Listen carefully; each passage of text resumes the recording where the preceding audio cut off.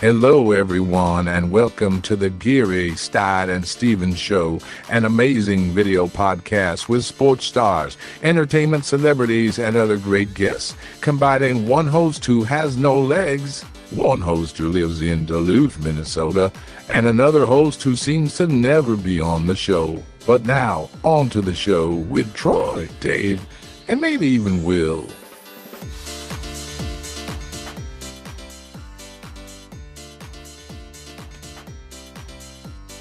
That's right. We are back, and it is great to be back here, back in Bristol, Connecticut, of course, where I am, and I'm going to bring in my buddy, of course, from Duluth, Minnesota. That would be the wonderful, talented Troy Geary. Troy, what's going on up in Duluth? Do you miss me? It's only been 4 days. Yeah, quick 4 days ago, we were having fun in the cities, so it was a great time. All right. And I'd like to bring in our guest tonight, our guest who's been patiently waiting as we had a little blips getting things going here. But Blake Proehl is joining us. And if you don't know who Blake Proehl is, well, let's show you who he was as a former football player. He played in college, obviously, and had 3 years with the Minnesota Vikings playing with them. And then injury curtailed that a little bit, but still he got to the show and was a part of that team, and he is joining us tonight. And of course, we're going to talk about the story that makes him so unique. Is he's kind of like a Bo Jackson, Deion Sanders kind of thing, right there, Blake? Because I don't know about that. because Blake is now a singer, and Troy's going to ask you a question about that because it started out in a unique way. Troy? Yeah, I mean, I know it's difficult to discuss your knee injury, what happened there, but how did you transition to that, dealing with that kind of chapter in your life and then focusing on the singing part? Yeah, I mean, the injury for sure is the reason, like, why I found music. My entire life, my dad played in the NFL for 17 years, so we grew up, moving from state to state as he got traded or signed with a new team. And that's what put food on the table for us. So I just, our whole family loved football. We bled football, and that's all I cared about. I always loved music, but never had any singing lessons or piano lessons, guitar lessons, none of that. And dedicated my life to making it to the league like my dad. And finally did. And then I tore up my knee really bad. They said it was like one of the worst injuries they've seen since like Teddy Bridgewater. And they didn't know if I would ever be able to run again. So that was tough. Ended up making it back, but that's the time period that I found music. And somebody had bought me a guitar, ironically, and they put it next to my bed, and I just started like playing it when I was like basically handicapped on bed rest before my second surgery, and started singing with it, and ended up posting a video with Nana.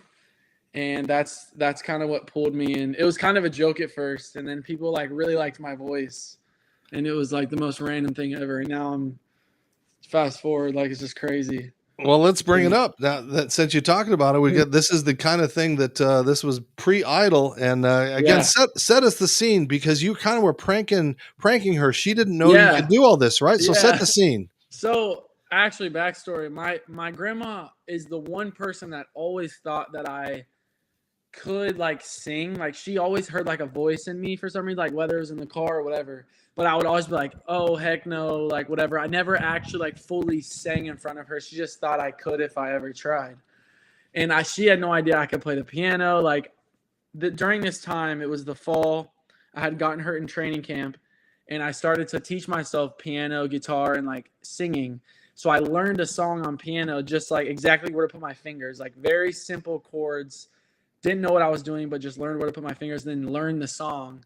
And so I went to go visit my grandma in Raleigh, North Carolina, flew down for Christmas from Minneapolis during the season. So I got about 2 months of practicing under my belt here. And I set up the phone in her flower pot, and she has a little piano.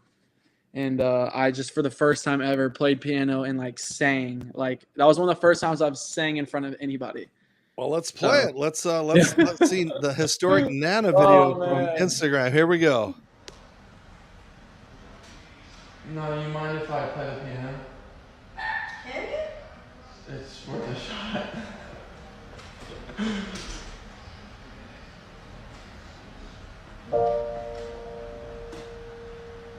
In case you didn't know, baby, I'm crazy about you.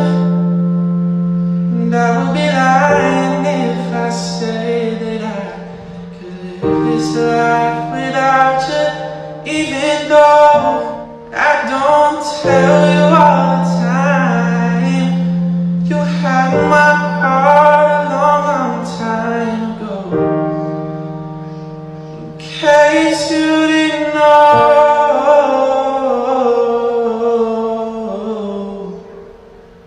Blake?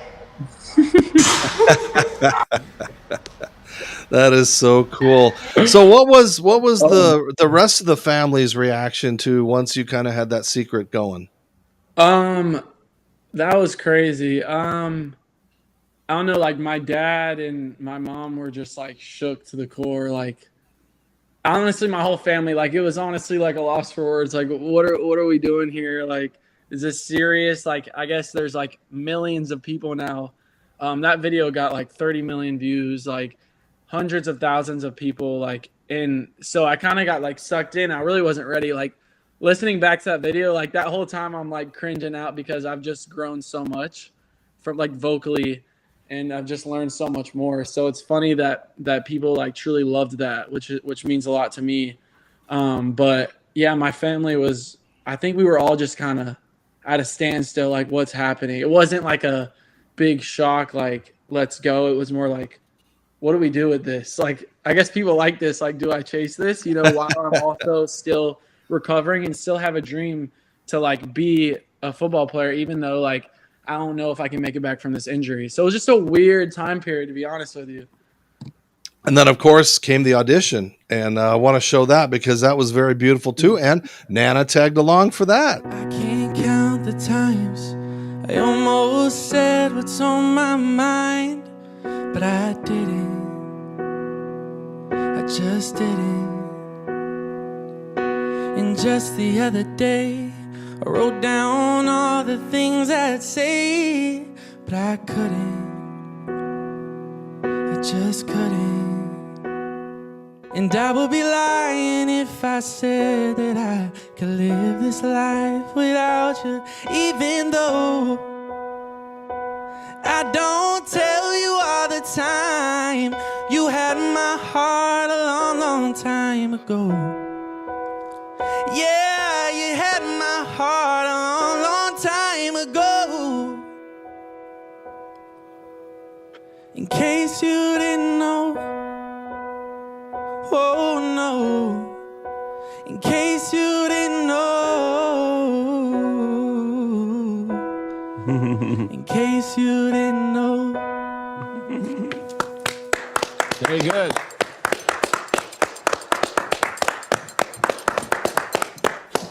And of course, Katie had to come Just over. sign right here. Yeah. Your autograph. Yeah, Right, there you go. Okay. oh, yeah, You're not okay. allowed to leave the show. So, what was that experience like? I mean, to go from, you know, the disappointment of an injury to that, I mean, that experience, and to share it with Nana. I mean, it doesn't get any better than that. Man, it was honestly the most full circle moment ever. Like right here, you can tell I get like a little emotional right here. Like, see, I'm trying to like hold it back. It was just like there was so much, like, I can't even describe to the amount of pain, and like I had never been in such a low point when I got injured, because it was everything I dreamed of to make it to the NFL. My whole entire life was dedicated to being an NFL football player.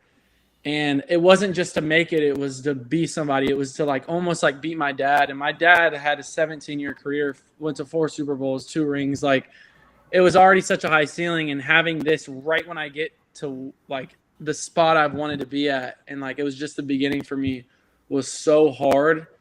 And I think fast forward into that moment, it all hit me at once. So it was very emotional for me, because I was like, this was all for a reason. And for me, like I'm a big believer. I have a lot of faith in God. So I think it's a God thing. You know, whatever you believe in, for me, like that was a huge full circle moment for me. So that meant a lot to me, for sure.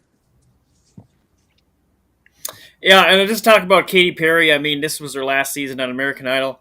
What was it like for you, just being up there and being an instant fan of yours right off the bat? Yeah, that was breathtaking too. Just because like such a big like pop star is like instantly like on the spot. I had no idea. Like as soon as I opened up my mouth, like she had a reaction. So like that was crazy watching back. That's why honestly, like in the moment, there's so much stuff going on in my head. Like, what am I doing? What am I doing? Like even while I'm singing, like who brought me here? Like what is going on? This feels like a fever dream. So there's just a lot of emotions in that room. And then I get up and, standing ovation. She's like, I didn't even see her running over to me. So like I get over there and she's right there. And I thought I forgot to sign a document or something. So I didn't know she was even asking for my autograph. So it didn't register until she's like halfway away. That's why my face looks so just like dumbfounded. I'm like, what's going on? And then it hit me. And then she starts talking about, like complimenting me and I could be top 10. And it was a really reassuring because even in that moment, like I'm still venturing. I'm still like trying to figure out how to sing. I've never had lessons. I just started singing. I don't have any background, no experience. I've never sang in front of, there's millions of people are going to see that. You know what I mean? It was just a big moment. So to hear her say that, like I said, full circle moment, like it was like, I'm supposed to be in this moment for a reason. Like it was just reassuring for me to keep following the path, And it really is. It's inspiring to see, where you were with your football career, and for this to totally kind of reinvigorate you and give you that second chance in life at somewhat stardom, but even more importantly, something that you can do well after football now. So Yep. We're going to showcase another song coming up in the next segment. We got to pay some bills. Troy Geary is going to talk to us about, Troy, I don't know. We got our little secret that we want to tell everybody as we come back. But you're watching Geary, Stein, and Stevens, so don't go away. Looking for shirts as a thicker guy can be difficult, but Fresh Clean Threads has you covered. They're designed with a little extra room in the stomach area, but still a nice clean fit on the arms and chest. They're also so comfortable that my girl loves to steal them to sleep in sometimes. They're easily the best fitting shirts I've ever worn. I get compliments every time I throw one on. People even ask if I've been hitting the gym more. Fresh Clean Threads fit like a designer shirt, but for a fraction of the cost. You've got to check them out.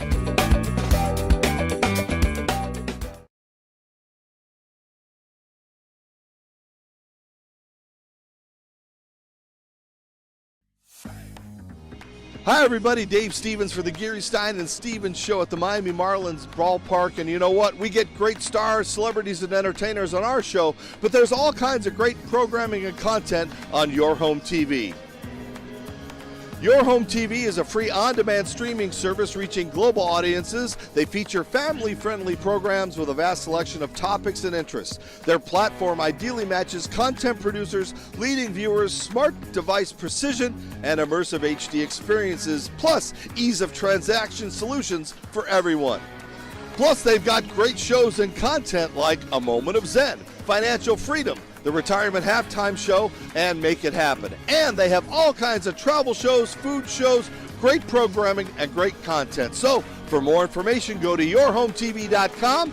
Check out the Geary, Stein and Stevens show and all of the other great shows. yourhometv.com. Tell them Dave sent you.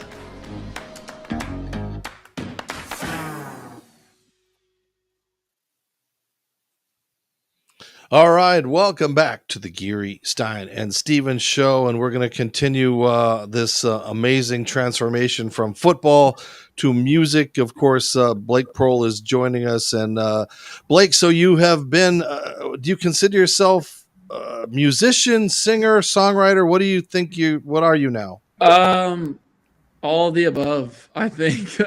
I write songs, I release songs. I'm going on my first tour this fall. I guess what a full-time musician, artist, singer-songwriter, all of them. And let's get a couple of plugs in. So you got a show coming up in Minneapolis. I've been to the Fine Line. Troy, have you been up there to the Fine Line? Yeah, it's a great venue. Yeah, man. Tell us what's going on. I had my first ever headline show last year before training camp. So that was crazy because I'm like training in the morning for camp, but I'm also rehearsing at night. my receivers coach for the Vikings called me Moonlight because he was like, "You better save that."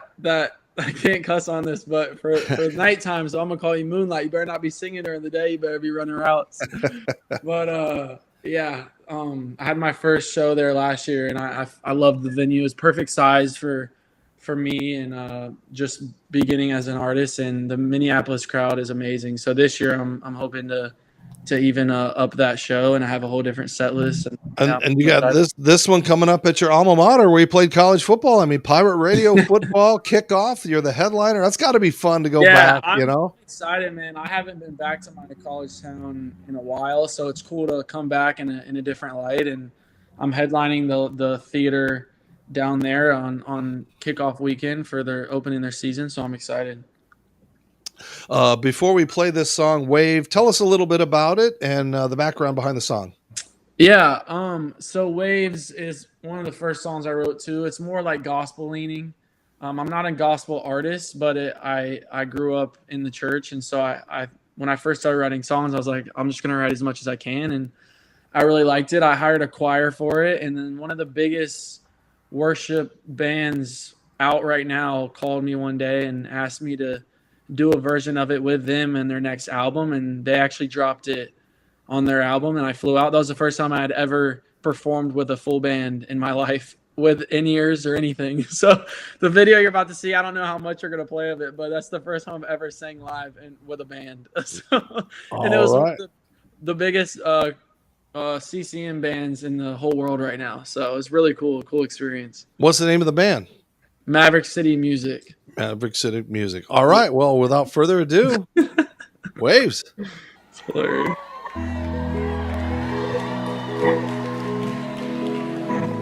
I've been alone, I've been afraid, been embarrassed, been ashamed, I've been defeated, been betrayed, it comes in waves.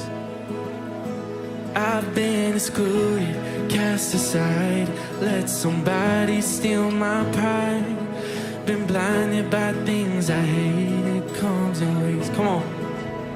But I know these waves will crash over me, but I have faith. The tide won't take me. And even when the water's rising, you help me swim to shore. I know these waves are rough, but you never let me drown before.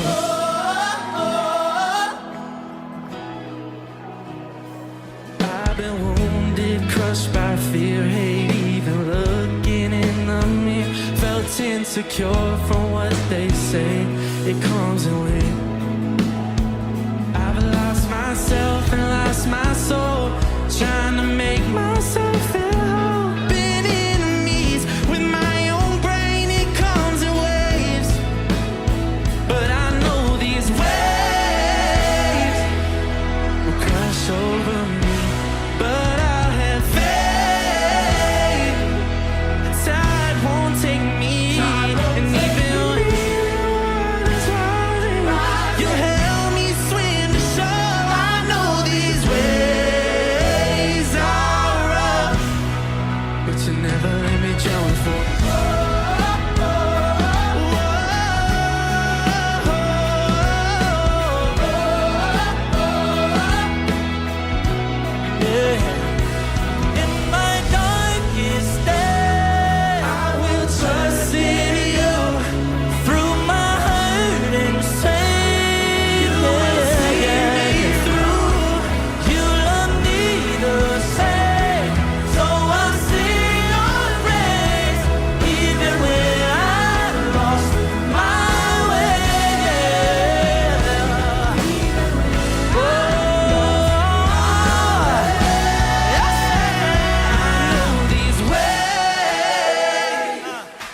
Crash over me, but I have faith. The tide won't take me, and even when the water's rising, you'll help me swim to shore. I know these waves are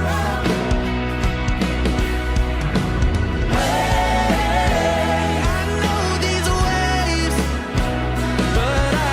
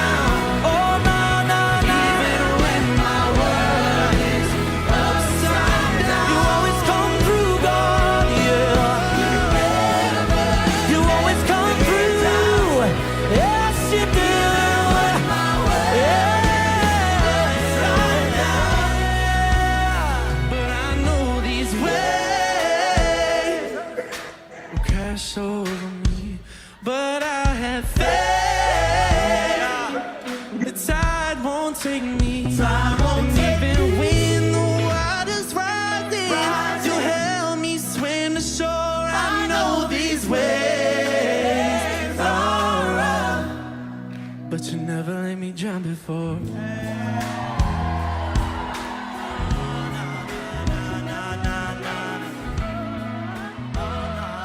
Pretty cool. Pretty cool. I mean, to see your work like that, it's got to be just so humbling and yet so mesmerizing when you put all that work into it. I was sitting here with my lighter like I was going to be, I mean, it was so much fun to watch you perform like that. So Blake, tell us what was that experience like? It was amazing. It was honestly like my parents were there, and it was my mom's that's one of her favorite bands. So to see me like in that environment, never sang with a band, like going from 0 to 100 immediately was insane. First time using like in-ears, like I was just freestyling honestly, and it worked out great. They were amazing people to work with. That's what made the experience great. And it was a song I wrote, and it was really cool. Honestly, I blacked out probably during the entire thing. I didn't know what I was doing, but yeah, it was great. We've gotten a lot of emails from our viewers since we knew we were going to be on, and a lot of them ask about the experience from the golden ticket that you got in Nashville to actually the performances. What goes on during the week? Are you practicing 4 or 5 hours? Are you sequestered? Is like jury duty? You're not allowed to be out in public, so people know if you're still on the weeks because a lot of shows are live. So kind of just talk about the experience from the time in Nashville that you got selected until during your time on Idol. Yeah, it was crazy. So the show is crazy because they have so many contestants competing at the same time, and like they went from 65,000 auditions down to obviously I think 160 people go to Hollywood. So they have a lot of people that they have to filter through. So you are sitting and waiting most of the time. Like what you see in the clips, like is a really small fraction of what actually goes on in your entire day. So you're in dressing rooms and waiting rooms, sitting with all the other contestants. So you get really, really close to the other contestants. We were like a big family.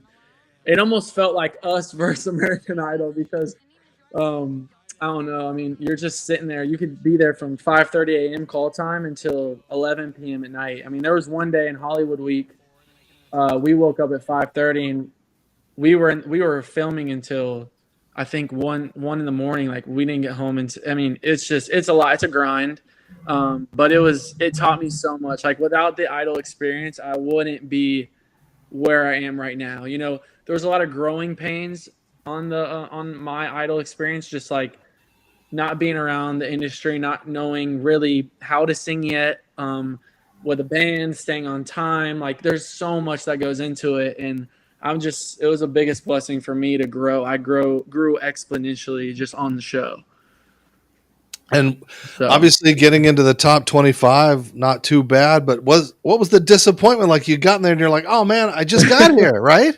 Yeah, man. To be honest with you, dude, if I'm being honest, I didn't even last year, I didn't even know I didn't expect to get a golden ticket. So for me, when I'm in the top 24, dude, like I felt like I won the Super Bowl. Like I am competitive as crap. So like once I'm there and I made it, I'm like, okay, now let's go win the thing. So it was a little disappointing when I went home, obviously, but to see me make the top 24 from 65,000 auditions is like, looking back, it's like that is a win in itself. And to be honest, like I don't want to like put anybody on blast, but you don't really exactly want to win American Idol. There's a lot of contracts and stuff you can get tied into, and I love the staff and the crew, and I'm so thankful for the experience. But I think me going home at that time was a blessing, and yeah, I'm just thankful for it. But yeah, my competitive side would say differently, but the mature side would say, let's go do our own thing now. You don't use American Idol to be Mr. American Idol. You use it to boost your own career and be your own artist, Well, it's great, and we hope those successes continue. We saw the music video, we've heard your voice, but after this break, we want to talk a little football. And I think, as we mentioned, there's some people in the family that may know a thing or two about playing football. So Yeah. continue to watch us. You're watching Geary, Stein and Stevens. Don't go away. Easter Seals is the largest nonprofit provider of disability services nationwide, helping kids and adults with autism to achieve maximum independence. People with autism are at higher risk for mental health conditions. 85% of autistic kids have at least one. That's why we're working to help autistic people with complex behaviors and mental health challenges. We are Easter Seals.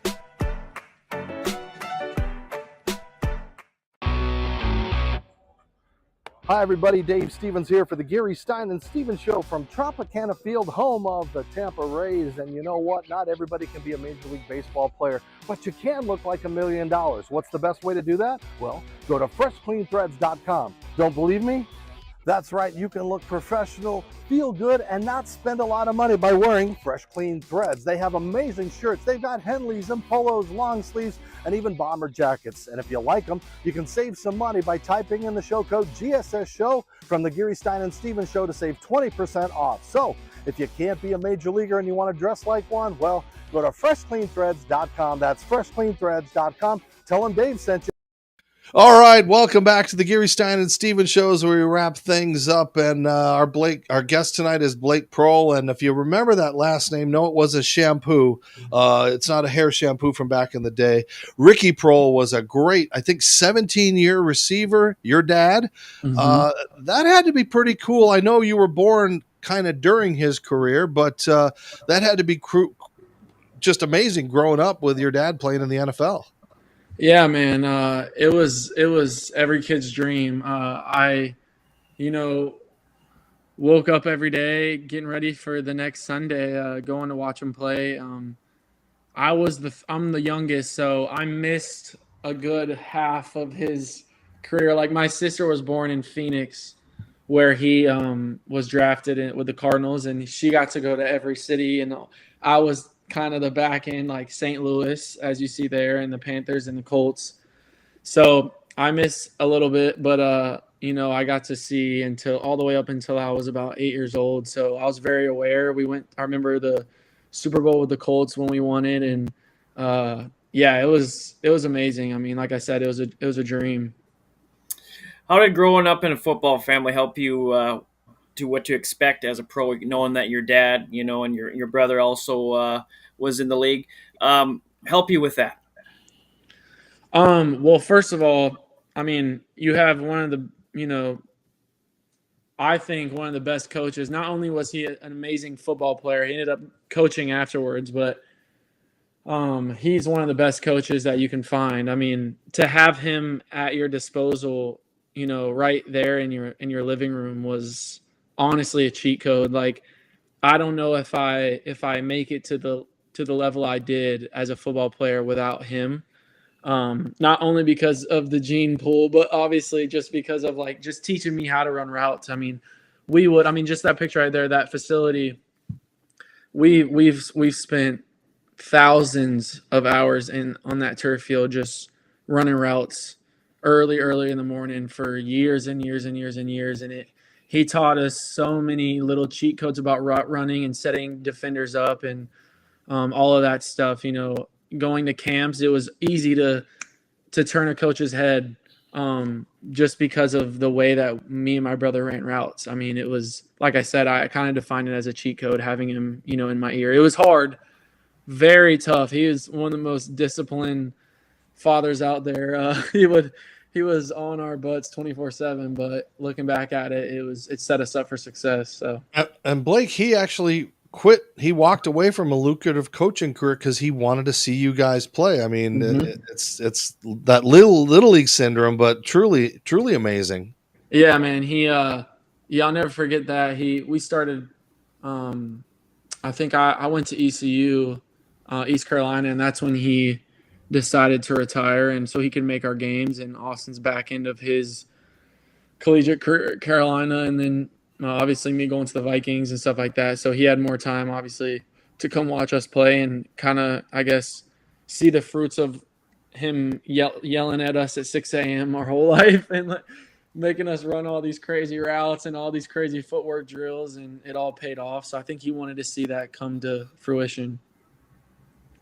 I want to ask you about your pre-draft process, and a lot of people want to ask that question. How many teams were interested in you, and how did you ultimately decide on the Vikings? Yeah. So honestly, this is hilarious. Most of the teams that wanted me were all in the NFC North. Like the Packers, the Lions, not as much. Chicago a little bit, but really the Vikings, Lions, and Packers. I don't know what it is about the Midwest that just loved me, but that's I don't know what it was, but those were most of the calls I was on during the draft. Calls from the Lions, Packers, and Vikings. It was like the main three teams. I was like, what is up with y'all all in the same division?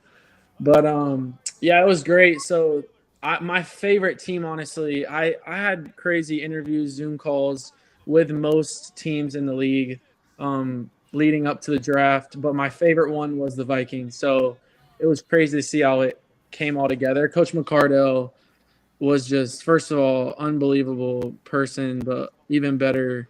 I mean, coach, he's just awesome. He played 17 years against my dad, knew my dad, respected him, and he saw a lot of my dad in me.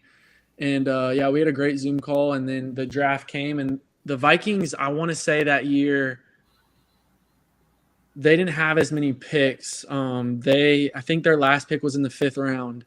And I get a text from Coach McCardell, and he's like, hey, like, get your phone ready. So I'm like, I'm about to go 5th round. Like, let's go.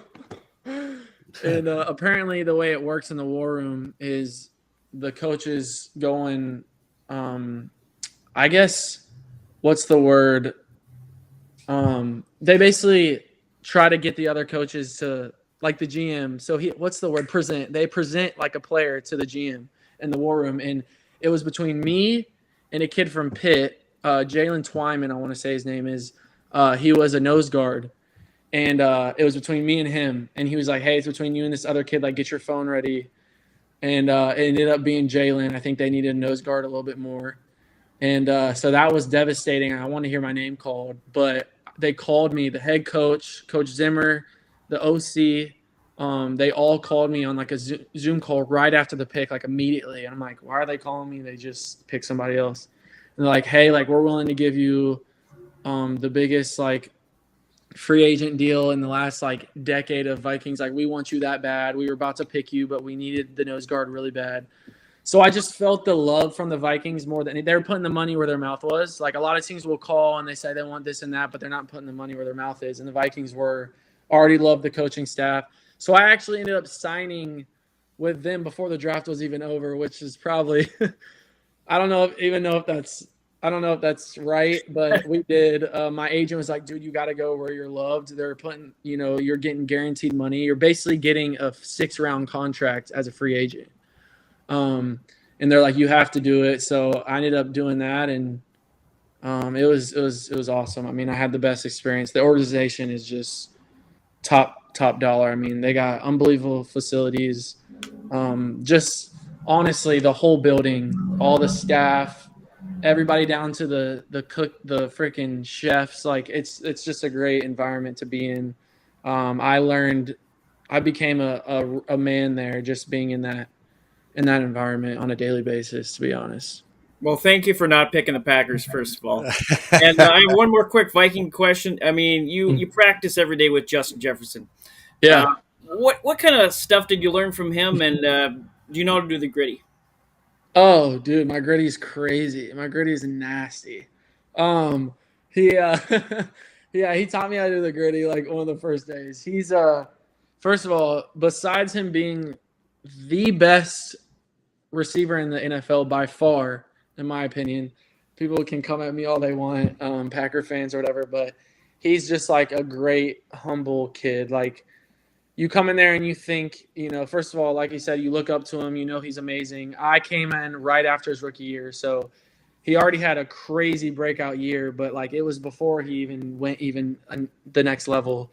and he was just the most humble kid. Like you would have such an unassuming superstar, like just such a hard worker too. A lot of kids like that, especially young, they get kind of caught up in themselves, I think, especially if they have a really good first year. They think they're the best ever. Nobody can tell me anything. He's just a coachable kid. He comes in every day, the same kid, hardworking, practices his butt off. I mean, and for rookies coming in to see somebody, it's like that's what it takes. And yeah, he's just, I mean, I couldn't say enough. I could talk all night about Justin. We still play video games to this day. Almost like it's been a couple of weeks since I've been around town doing music stuff, but he's just a good dude. I mean, all around good dude. Did you play yourself in Madden as yourself? No, we don't play Madden. We play Call of Duty. Oh, hey, all right. And the new one's coming out here in October. So you excited for that? Oh yeah, dude. We're freaking locked in. We'll be ready to go. Our squad against anybody. I love playing Plunder, but that's another show. So, so how's the wheel? How is the leg? I mean, can you still go out and jog and do athletic things, or what? Tell us all about that. Yeah, dude. A big misconception about my story is that like it ended my career, which it definitely took a turn for the worst. But dude, I mean, it's 16 months. Most people, I think they were expecting to cut me immediately once I got off the IR, but I had such a I really, really worked my butt off in rehab, and we had multiple surgeries, and I had a great trainer, David Jancy, still there. And I just came in every day, and I ended up coming back. It was the next season in the fall, right after the London game. I had I think a 21-day window. I got put on a PUP list to practice with the team. And I was a little rusty. I remember the first couple of days, I was like, whoa, the speed of the game is freaking fast. Like I've, been in the training room for over a year and a half now, and I get thrown in the fire. But I came back swinging. I mean, I remember the next week 2 of like my tryout period, I just had a crazy week of practice, like unbelievable. You're going against the first string defense. So I come off of the training room and I'm one-on-one against Patrick Peterson like day one. And I remember just having a great week of practice. And I think Kevin O'Connell was the new coach. So it wasn't the coaching staff that like really wanted me except for McCardell. So it was a little bit different. I had to win over a whole new staff. So that was really tough. But they ended up signing me back. So I made the team back. So a lot of people think like once I got injured, I was done forever. I ended up making the team and was on P squad the entire year, which was like a miracle for me to even just be on the team after such a crazy injury.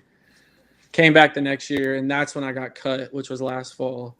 And I had a couple practice squad opportunities elsewhere, but I ended up choosing music over football. And that's when I auditioned for American Idol about a month later. So my agent was like, hey, like we got people who want to sign you in practice squad, like let's go.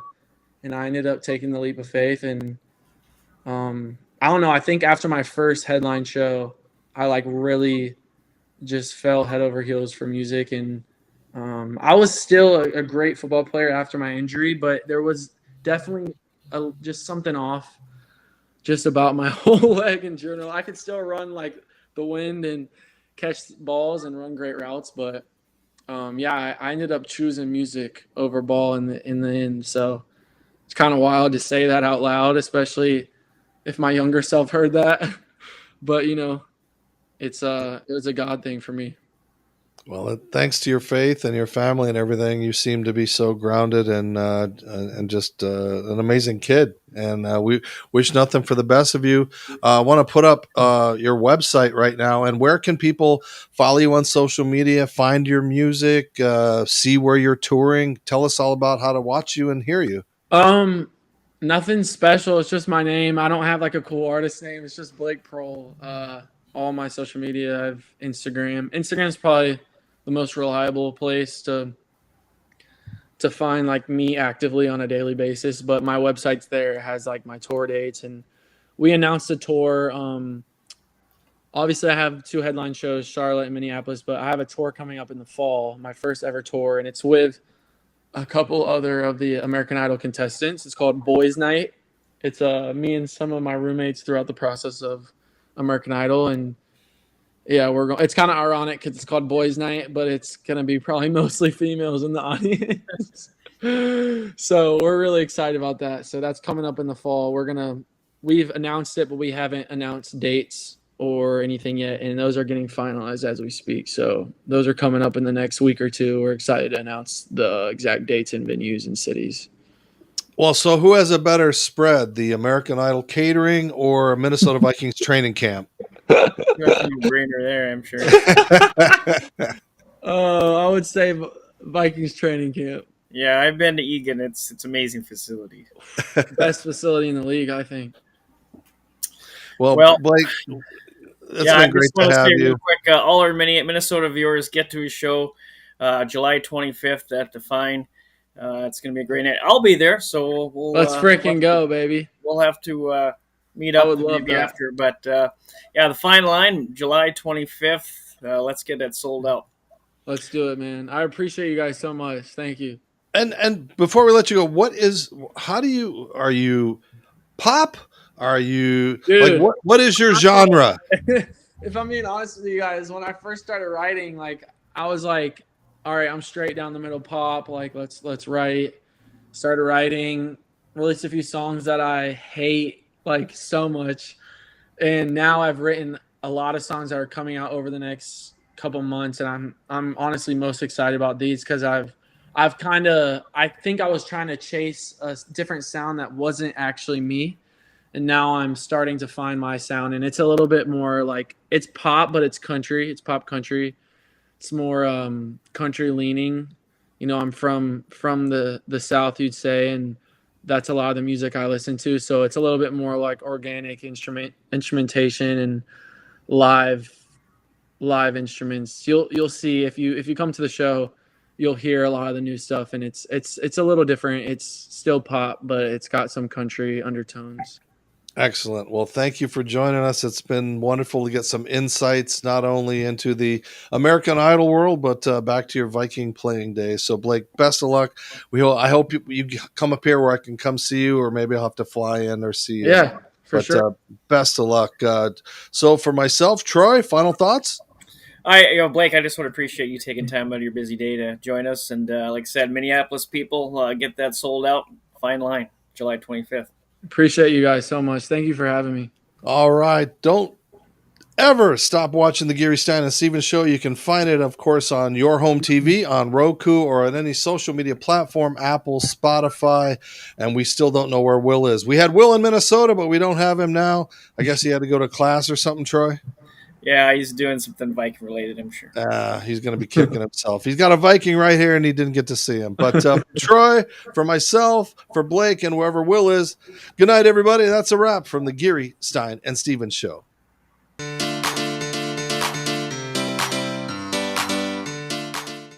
Thank you for tuning in to the Geary, Stein and Stevens show. Follow us on social media. Watch us on yourhometv.com, or now we're on Roku.